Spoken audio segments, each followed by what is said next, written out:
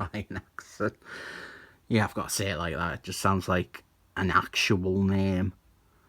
One thing on this channel I have often bemoaned is my inability to get into or even follow DC's Imperial Guard comics. There's too many characters and they keep changing names and costumes. One thing I have even less of a chance with is the spin-offs. This is one of them. I guess it will be called Guard 91. Guard 91. This is issue 31. It is part of the Wonder Woman crossover that I have never read. But it does have Captain Marbles, the real one, Biffy Batson, fighting Lunatic, the real one, Lunatic. That stuff I can follow. This stuff I can't. I didn't know anyone on this team except for Lunatic and Brian Axon. The rest, they are alien to me. Probably appropriate since they are all aliens. Brian Axon, I only really know because he was in a few crossovers.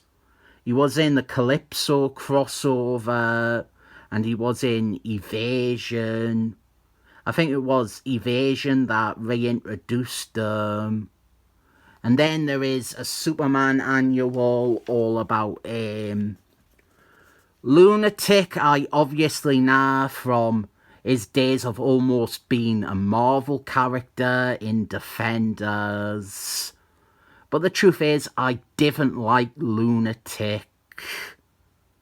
I didn't mind him as a random bad guy in space that Superman or whoever fights every few years. But as a star, he is terrible. And all the comedy attached to him is something I absolutely hate. I am very, very particular with my comedy. Telling us to loosen up isn't going to solve it. I have spent most of my adult life pursuing and working in comedy. So seeing comic book writers gone full in on comedy, like they do with Lunatic, it makes me skin crawl. I am fine with stray bits of comedy that I personally don't think is funny. But when it is an entire character's tone, and that is 89% of what is done with them, I just cannot abide by it. Lucky us, this issue isn't bad. I think Lunatic is used acceptably in this. He has gone into a space pub to celebrate his love for you with a pint of beer and a new tattoo. And due to crossover shenanigans, Captain Marbles, the real one, Biffy Baston, it's not really explained why or how, but he seems to have been teleported away from Earth, and he is thrown and lands on Lunatic at the bar.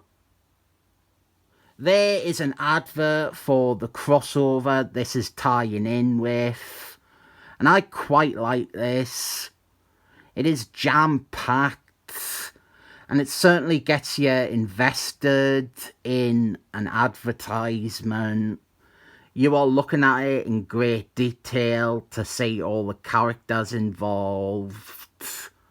I think this is a really solid advert.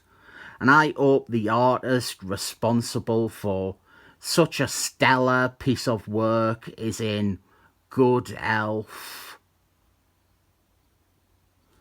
Maybe part of the reason I can ride with this story is that it has Captain Marbles, the real one, Biffy Baston, in it. That is offering something I like and something I can gravitate to.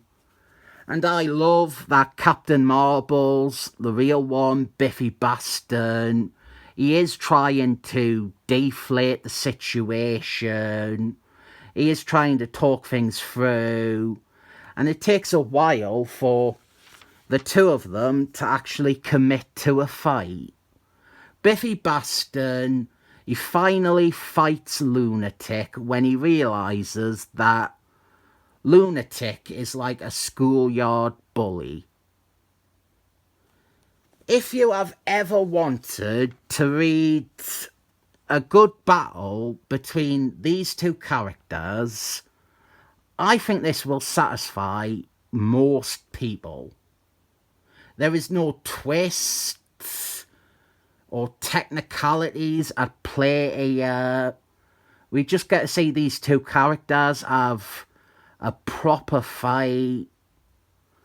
If you bought this based solely on the cover, depicting the two having a showdown, you wouldn't be disappointed.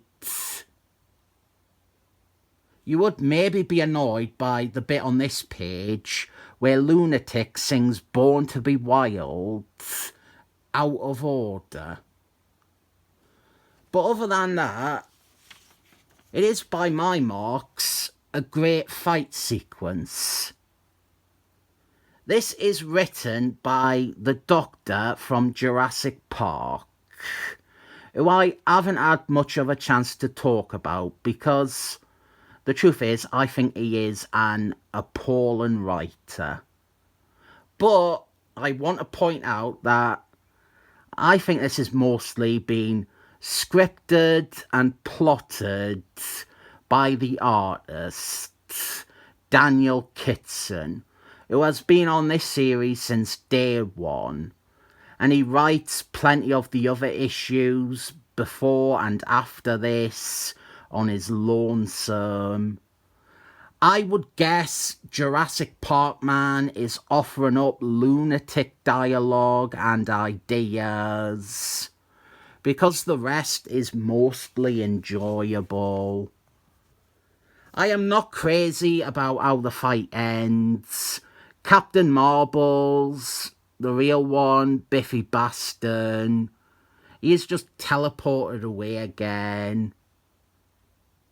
I felt robbed not to have any real closure to his encounter with Lunatic.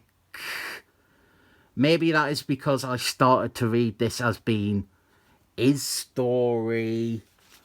But we do get to see Lunatic having a laugh because he left his grenade in Brian Axon's private bathroom. My money is on that being the Doctor from Jurassic Park's writing. I actually would recommend this. If you like Captain Marbles, the real one, Biffy Baston, this is a nice guest appearance and a story that might have slipped under your radar.